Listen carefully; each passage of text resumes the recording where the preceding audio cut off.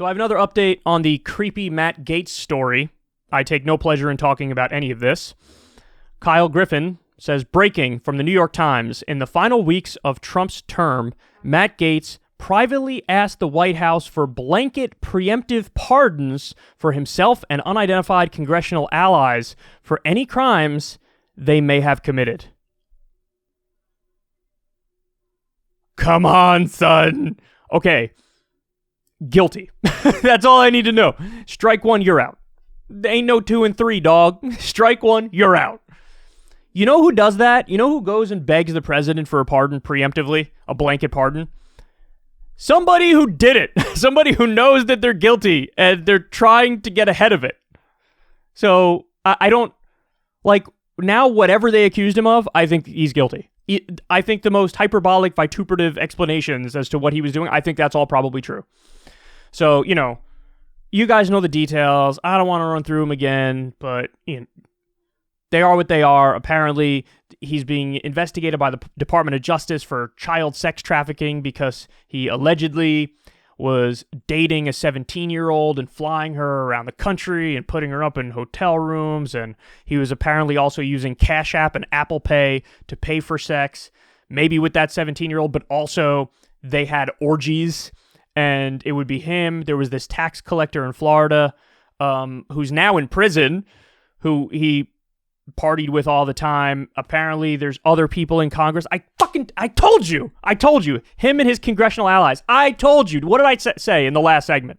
I was like, if he doesn't go down, the reason he doesn't go down is because homeboy knows where all the bodies are buried.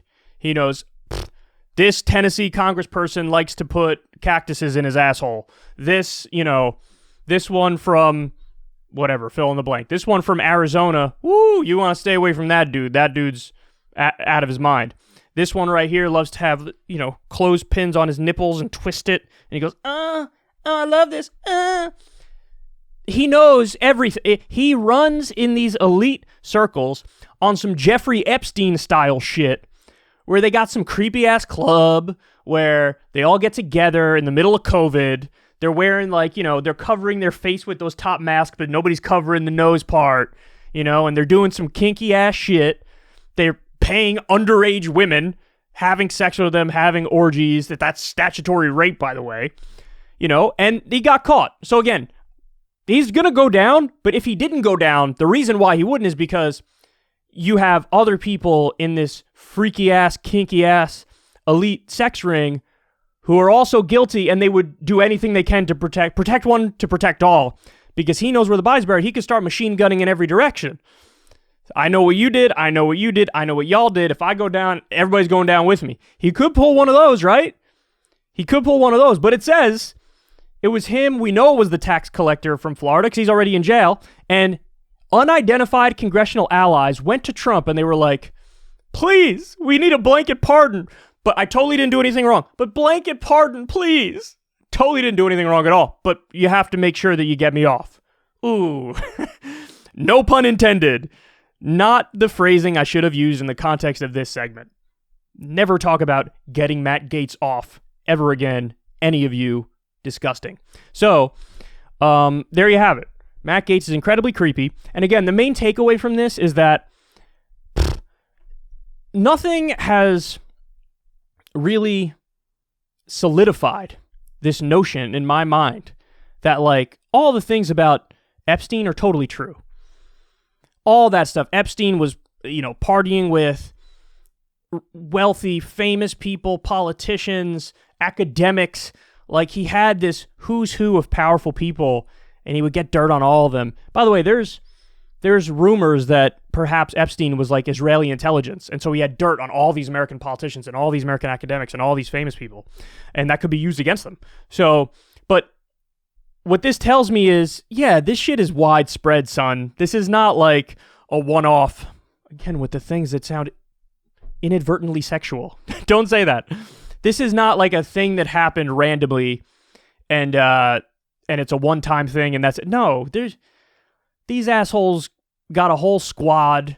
So many of the creepy elites are into this shit. And all the Epstein stuff is true. This is Matt Gaetz doing some Epstein-type shit.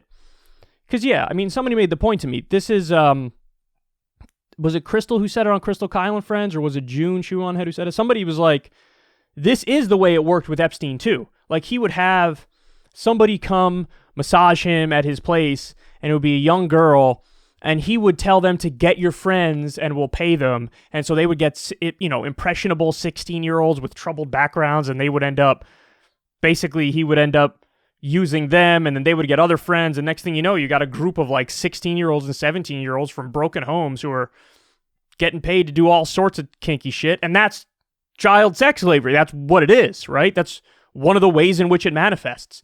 And so this is what Matt Gaetz was doing. So they're talking about potentially life in prison for him. I don't know if he's going to get that much, but that's in the conversation. That's on the table.